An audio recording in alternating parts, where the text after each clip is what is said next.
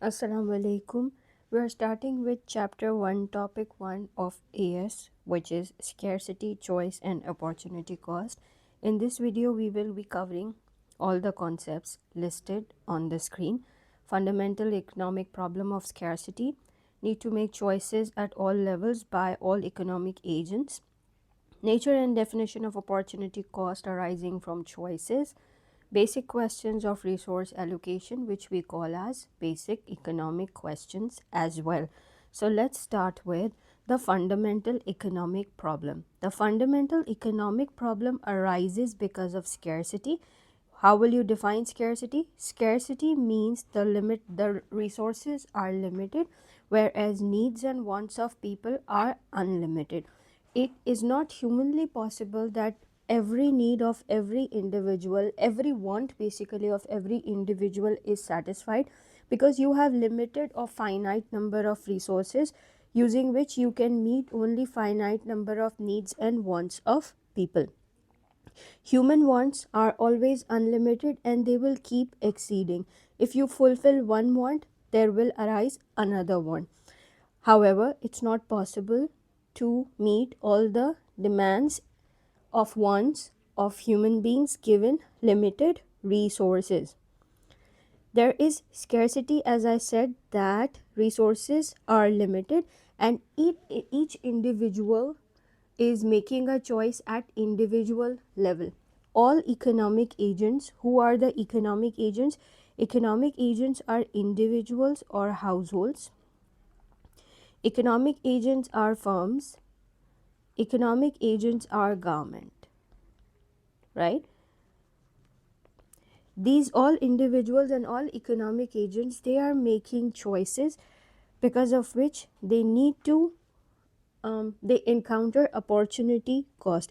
Everybody has to prioritize their consumption and their needs, what they need to consume at first, which needs need to be met first given the finite resources. The supply of those resources is finite or limited, due to which unlimited wants cannot be met. Okay, all economic goods have an opportunity cost. What is an economic good? Economic good is a good that uses resources or factors of production. FOP is factors of production. Economic goods use factors of production to be manufactured. They are not free. They cannot be manufactured for free, they cannot be provided for free, and they all have an opportunity cost. Why do economic goods have opportunity cost? Because factors of production are being used to produce economic goods. If you want to produce one good and leave out the other good, that will become an opportunity cost.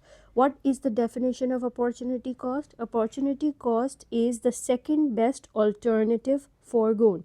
For example, if you can choose between consuming bread or buying shoes, right, and you choose consuming bread, then buying shoes becomes your opportunity cost. Why does it become the opportunity cost? Because you could have used that money to buy shoes. Similarly, if you are making a choice between university A and university B, you choose university B, then university A becomes your opportunity cost. Therefore, every economic good and every choice that we are making has an opportunity cost. When we choose one thing, we have to forego the other thing. We cannot do everything all at once without leaving anything at all. Therefore, every economic decision, every personal decision has an opportunity cost. Moving ahead, we can see factors of production. How many factors of production do we have? We have 4 factors of production: land, labor, capital, and entrepreneurship or enterprise. We can form an acronym to remember all these 4 factors of production and call it SELL: capital, enterprise, land, and labor. We all know that land is natural resources. But what are we talking about when we talk about natural resources? The example of land and raw materials. Raw materials are also included in land. So example of land and natural resources is whatever is provided by nature. For example, agricultural and non-agricultural land, forests, pastures, mineral deposits, oil, natural gas, lakes, mining sites, etc. Right? From wherever you can extract raw material, that is called a natural resource. Also, other resources are stock of fish exists naturally. These are renewable. We in natural resources we have two kinds of natural resources. Either we have renewable natural resources or we have non-renewable natural resources. When resources are renewable, it means that even if you use them after some time, they will be available for you to use. But non-renewable natural resources means that once they are used, it will take years and years for you to get them back and use them. For example, fossil fuel. Fossil fuel takes millions of years to be formed, therefore it's non-renewable resource. Which kind of resource, natural resource, should be used more? That is the renewable natural resource. Why? Because if we use renewable natural resource, we will move more towards sustainability. Second one is labor. Labor is also known as human resource, includes all form of human input, physical and mental, into current production. Okay. Then we have capital. Capital is also known as the man-made resource. In economics, when we talk about capital, we are not talking about the money or money needed to expand the business. We are talking about machinery, hence the man-made resource. Physical capital includes manufactured resources, in other words, goods used to produce other goods, which are also known as capital good or machinery. The world also has a limited stock of capital because there are limited number of machines, tools and factories. The meaning of capital, as I explained in economics, is different from that we use in ordinary speech or in accounts.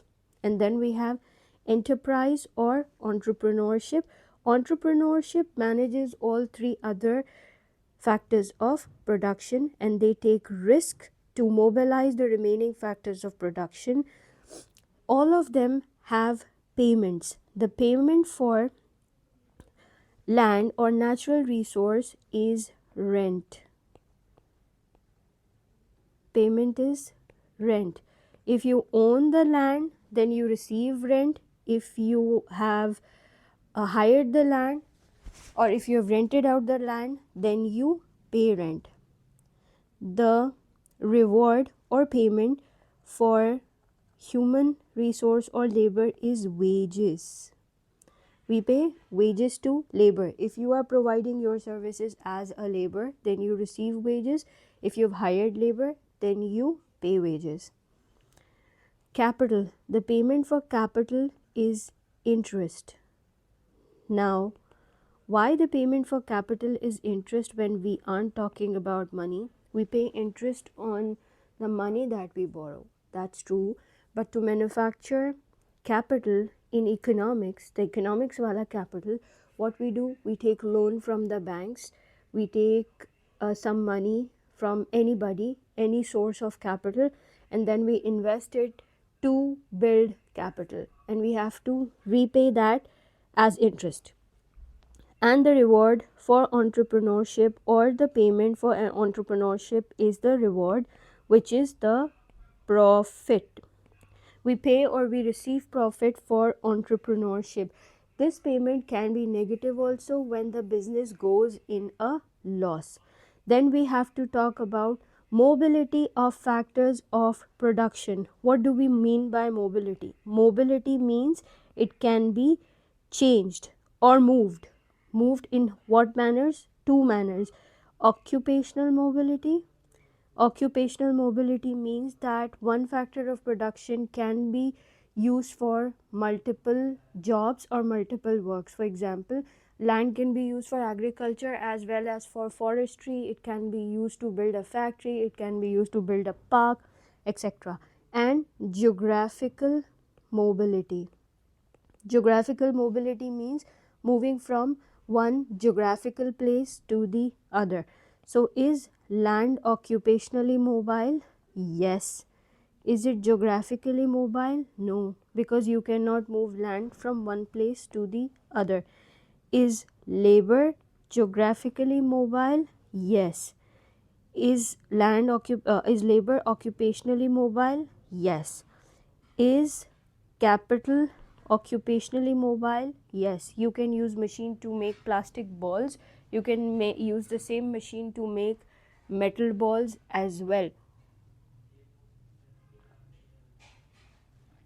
Okay. So is capital geographically mobile? Yes.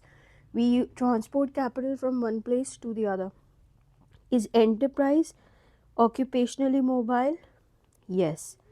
If somebody can run a business of manufacturing tiles, they can run a business of something else as well.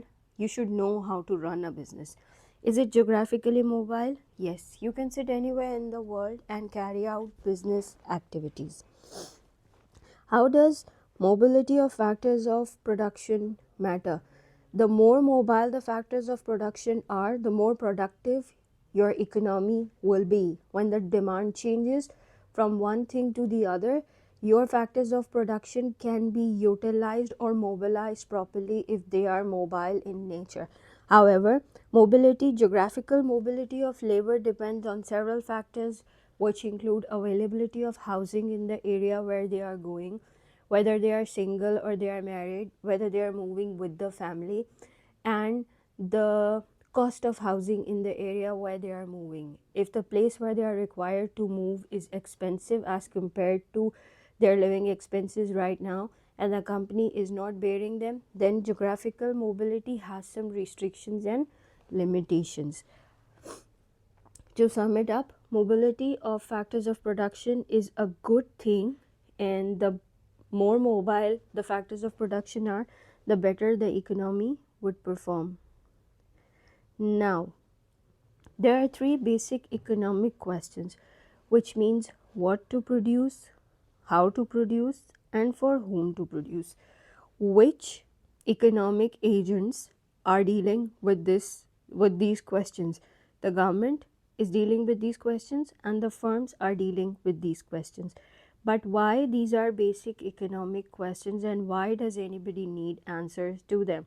Because to produce anything, you will have to dedicate resources to them.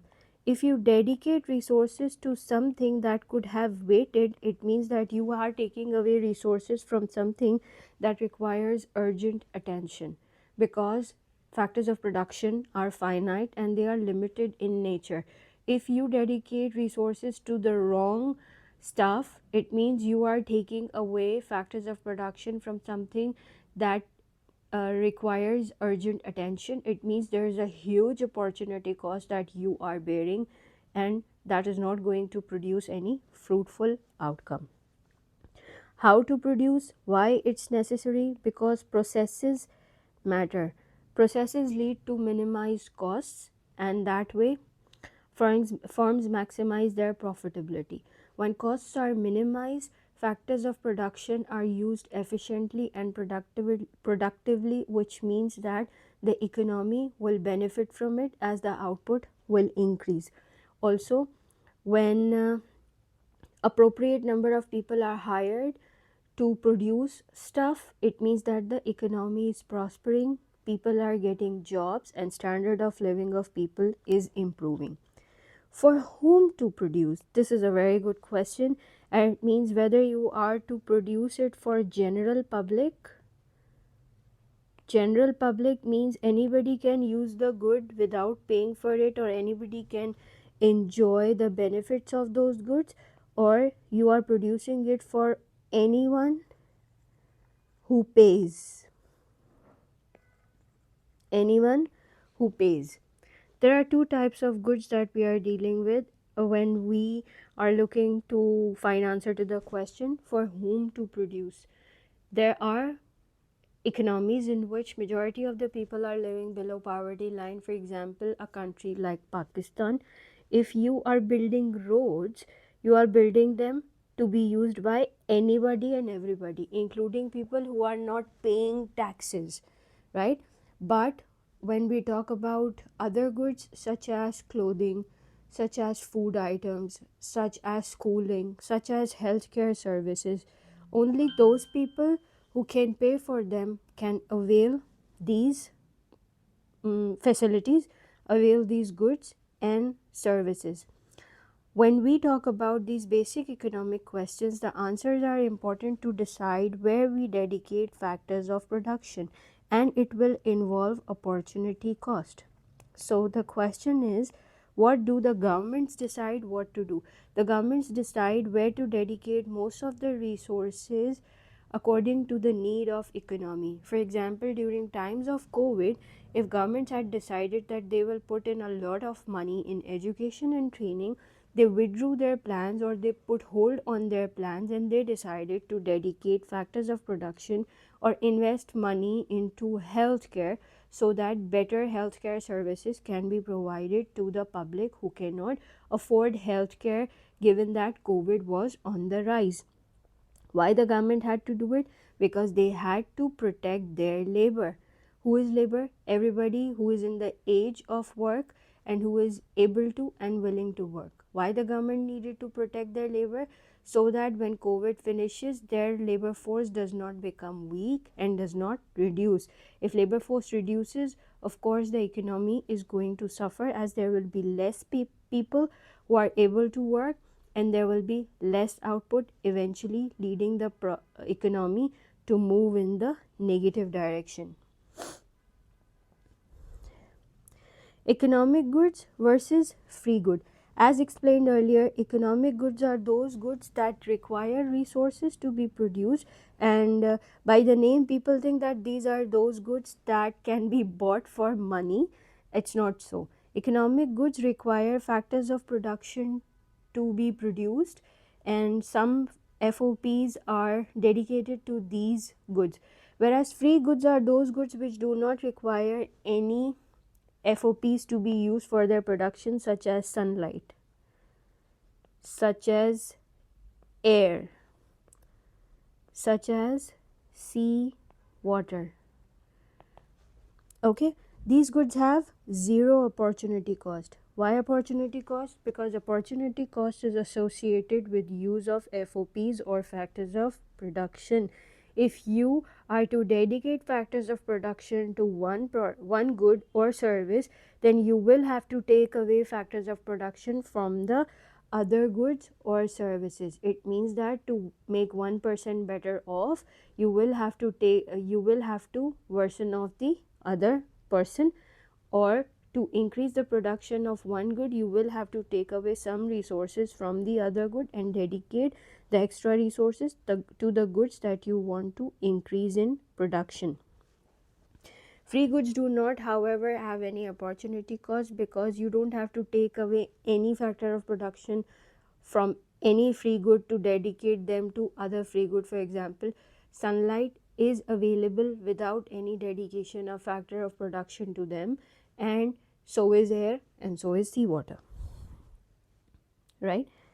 We have to note that goods available at a zero price are not free in economist sense if scarce resources have been used up to produce them. So from the viewpoint of an economist, a free good is not the one that is available freely, but the one that does not consume any factors of production to be produced. Next is capital goods versus consumer goods. What are capital goods? What are consumer goods? Capital goods are machines, and consumer goods are produced by capital goods, which are consumed later on by the consumer, and they are bought for final consumption. Consumer non-durables are immediately consumed, whereas consumer durables are not immediately consumed, such as televisions. What do we mean by immediate consumption? Immediate consumption has to do with perishability and non-perishability, that you can food items need to be consumed within a short duration of time, whereas non-perishable or durable items are the ones that have some life, at least 1 year, right? Okay, now let's get back to the start and see how much we have covered so far. Okay, so the basic economic questions are done. Now let's move on to chapter number 2.